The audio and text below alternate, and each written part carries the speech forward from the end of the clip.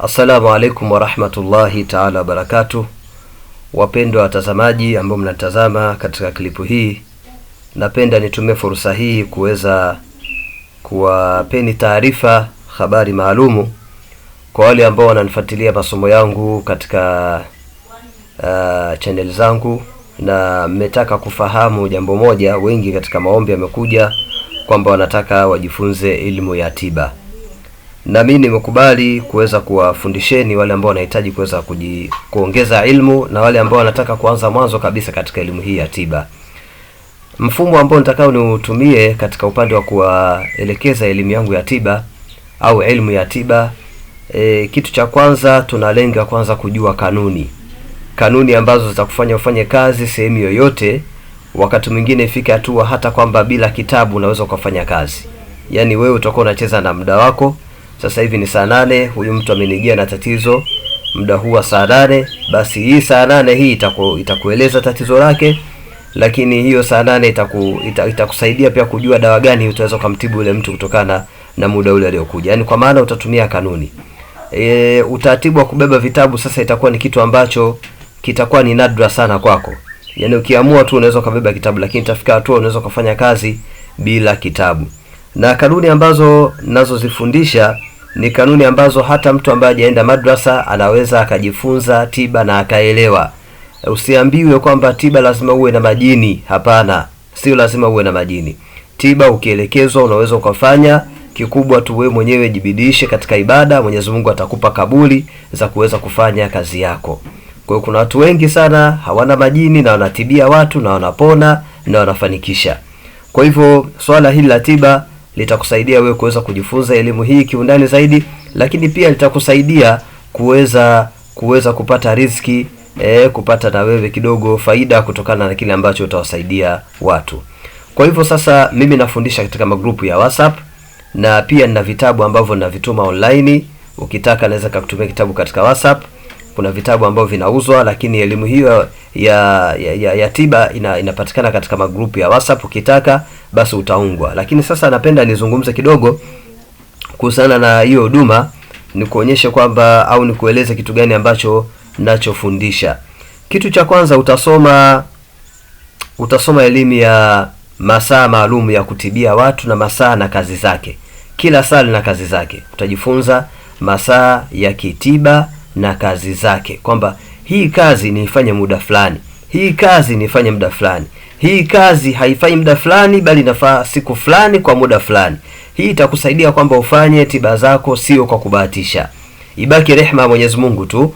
Yaani ufanye kazi uitendee haki elimu. Ibaki sasa kwamba ni kudura Mwenyezi Mungu. Sio kwamba vile unatibu watu kwa kubahatisha, umechukua hiki hapana. Nataka nikufundishe kanuni ambazo zitakusaidia kuweza kufanya kazi inavyotakiwa. Kwanza ujue masaa yale ya kitiba. Utafundishwa masaa ya kitiba, lakini pia utapata elimu ya kinyota. Kujua nyota fulani na nyota fulani. Sio kujua tu nyota kwa majina, hapana. Kujua pia mahusiano ya nyota na nini kifanyike kwa nyota fulani. Mathalani fulani ana nyota fulani na fulani ana nyota fulani. Hawa wakishirikiana katika jambo gani watafanikiwa? Wasiposhirikiana katika kitu fulani au katika biashara, nani ushirikiane naye? Katika mahusiano, nyota gani zinaendana, nyota gani haziendani? Kwa hiyo hili litakusaidia kuweza kufahamu nyota na tiba za kinyota, kwamba huyu mtu nyota yake ni nyota fulani, basi huyu natakiwa nimtibie siku fulani au muda fulani, kwa sababu labda siku ni mbali na yeye anaumwa, basi nimtibie leo lakini kwa muda fulani. Kwa hiyo nyota, elimu ya nyota kiundani zaidi, na herufi za kila nyota. Kila nyota ina herufi zake za kitiba. Kutokana na huyu nyota yake ni hii, basi huyu atatumia majina ya Mwenyezi Mungu haya ili aweze kufanikiwa. Huyu ana shida fulani, huyu nikimtibu na hiki basi atafanikiwa. Huyu tabia nyota yake ni moto. Kama tabia yake ni moto, basi huyu nitamtibu namna fulani.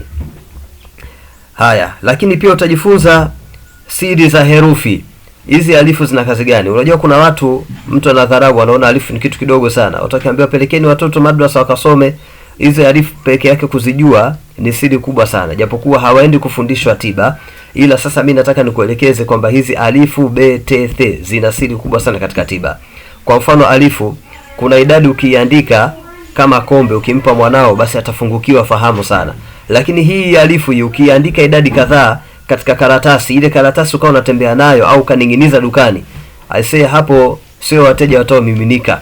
watamiminika wateja kama vile unavyoona msibani, watu wanaenda akiingia huyu kaingia huyu. Kwa hivyo kuna siri kubwa sana katika herufi. Kuna herufi ukiandika kama unaumwa kichwa mara 60 unanawa kichwani, kichwa chako kinatulia. Kuna herufi za kubatilisha uchawi, ni herufi tu, wewe hujui aya hata moja, lakini unaweza ukatumia herufi ukawasaidia watu na wewe mwenyewe ukajisaidia matatizo yako na familia yako, na ikawa ni sababu ya kupona kutokana na maradhi ambayo yanayokusumbua. Kwa hivyo siri za herufi. Na elimu nyingine ni ya shikeli. Shikeli ni elimu ambayo inatumika katika utabiri na katika tiba, moja kwa moja katika tiba.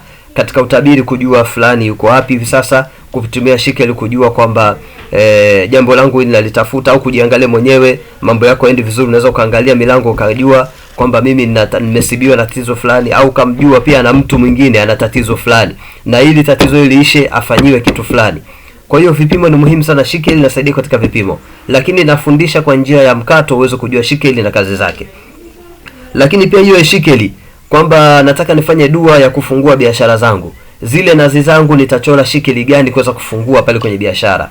Kama ni kazi fulani naifanya, hii kazi ni ya kheri au kazi hii ni ya kinga, nitumie shikeli gani? Katika kafara la kuua uadui na hasada, kuna shikeli za kuvunja vikao vya uadui, kuna shikeli za kufarakisha maadui, kuna shikeli za kuvuta mahaba baina ya mtu na mtu. Kwa hivyo elimu ya shikeli ni pana sana. Kuna shikeli za kubaini nani mwizi, ni mwanamke au mwanaume, au wizi umetokea kweli, na je kilichoibiwa kitapatikana au hakipatikani. Kutumia shikeli, elimu hiyo inawezekana kabisa. Lakini pia kutibu kwa namba. Kuna elimu ya kutibu kwa namba. Kwa mfano, moja inatibu kitu gani, mbili inatibu namna gani, na kuna dua zake. Hii alifu hii moja ina dua yake, mbili ina dua yake, tatu ina dua yake, nne ina dua yake, tano ina dua yake. Sasa kila mtu ana namba yake ya kutibiwa na kila mtu ana namba yake ya kusaidiwa jambo lake. Lakini pia majina ya Mwenyezi Mungu yana kazi gani? Lakini pia kuzalisha majedwali. Kuna majedwali yameandikwa katika vitabu ufaku na mengine.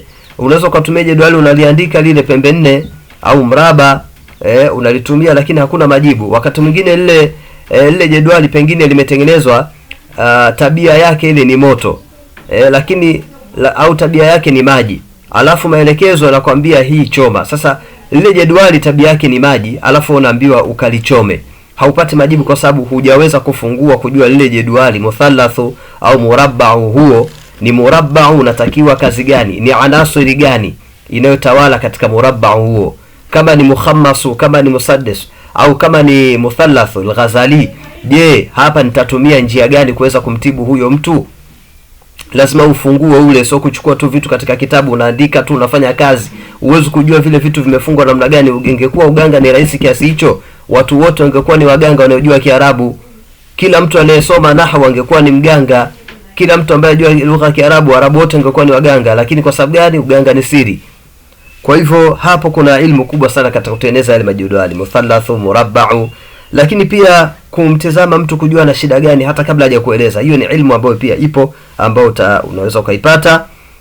Na wewe pia kujua kwamba je, huyu mtu mimi nitaweza kumtibu au siwezi. Yaani wewe mwenyewe kabla hujamtibu kujua kwamba huyu mtu atafanikiwa nikimtibu mimi au aende kwa mtu mwingine, na dawa gani ambayo atapona. Dawa pia inaweza ikapimwa kwa ilmu za shikel, nyota na moselo kama tulivyozungumza, na ilmu za abjadi, na hii itakufanya wewe uweze kufanya kazi bila kitabu sehemu yoyote. Mashekhe wetu walikimbilia kutufundisha sisi kanuni za kufanya kazi kabla kukwambia kwamba chukua hiki andika kitakuwa hivi, chukua hiki andika kitakuwa hiki. Kabla hapo tulifundishwa kanuni za kufanya kazi. Kanuni ndo zinalinda. Kanuni hii itafanya kazi hii, kanuni hii itafanya kazi. Lakini pia tutasoma pia dawa za kitiba za asli na za Kiarabu za kutibu maradhi mbalimbali na miti mbalimbali ambayo itakusaidia kuweza kutibia maradhi mbalimbali. Na zaidi ya hapo pia hiyo ni katika usomaji, maana yake utajiunga katika group la WhatsApp, utakuja utapewa namba, utajiunga, utalipia, kuna kiwango cha kulipia, unaanza kusoma elimu hiyo insha Allahu Taala. Elimu hiyo inasomeshwa shilingi 200,000 kusoma elimu hiyo. Lakini pia maelewano yakiwepo, basi unaweza ukapunguziwa bei kadiri ambavyo unavyohitaji kuweza kusoma, lakini kiwango ni 200,000. Na pia kuna flash maalum nimeiandaa ina GB 32. Hiyo Flash unaweza ukachomeka kwenye screen, flat screen, au unaweza ukachomeka kwenye PC yako kompyuta, ukawa unafuatilia ile masomo. Hapo tena huna swala la kununua MB. Yaani wewe ni swala tu la kuweka na kuangalia yale mafunzo ambayo nilikuwa naelekeza kivitendo kwa video. Itakusaidia sana pia flash. Kokote tunasafirisha, mkoa wote, nchi yoyote, saa yoyote, muda wote mtu ukihitaji, basi unaweza ukapata flash hiyo.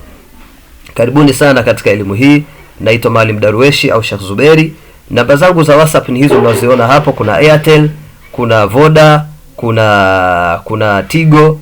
Zote hizo zinapatikana katika mfumo wa kunipigia moja kwa moja na WhatsApp. Lakini namba ya kwanza ni hiyo ambayo ni namba mama, ndio namba kubwa, 0688 35 81 73. 0688 35 81 73. Unaweza kunipigia moja kwa moja au unaweza ukaja katika WhatsApp katika namba hiyo, pia ukaweza kupata maelekezo zaidi na kuweza kusoma. Inshallah taala ni vizuri kufahamu haya mambo kiundani zaidi. Lakini pia matumizi ya aya za Qur'ani. Matumizi ya aya za Qur'ani, utajifunza aya fulani inatumikaje. Kwa mfano, surati Yasini. Surati Yasini ina siri kubwa sana. Lakini kuna watu hawafahamu kwamba kila aya inaweza ikatibu pale jambo fulani. Yaani ile Yasini peke yake ni tiba. Wal Qur'ani al-Hakim, na idadi yake ukiitaja basi unaweza kumtibu mtu ambaye mwenye matatizo ya uenda wazimu. Salamun qawlan min rabbir rahim. Unaitumiaje katika tiba? Wanaza'na ma fi sudurihim min ghillin ikhwani ala surri mutaqabilin. Unatibu namna gani kwa aya hiyo? Alhamdulillah, ile alhamdulillah peke yake ile, au bismillah peke yake, au alhamdulillah, au iyyaka na'budu wa iyyaka nasta'in, ile peke yake unaweza ukatibia namna gani? Lakini pia utajifunza albadiri na kazi yake. Milango ya albadiri, kuna albadiri maalum ambayo naifundisha inaitwa albadiri manazili. Yaani kwa mfano wewe umepata kile kitabu cha albadiri, kuna milango maalum unaweza ukatumia huu mlango na huu mlango, unasoma kwa idadi fulani kwa ajili ya kufungua baraka katika biashara. Huu mlango na huu mlango unamtibia mtu uchawi. Mlango huu na mlango huu unatibu kitu fulani, unasoma kwa idadi kadhaa, sio kusoma kitabu chote. Hiyo inaitwa albadiri manazili. Na wallahi kuna vitu vingi sana kuweza kujifunza. Kwa hivyo pupieni kupata ilmu hizi kwa njia ya WhatsApp kwenye grupu, lakini pia na hiyo flash inayouzwa ambayo ni GB 32 na gharama yake ni shilingi hiyo 200,000, hiyo GB 32. Inshallah taala utaweza kujifunza ilmu kubwa sana za kitiba na kuweza kujisaidia wewe mwenyewe na kuwasaidia watu wengine. Wassalamu alaikum wa rahmatullahi wa barakatuh.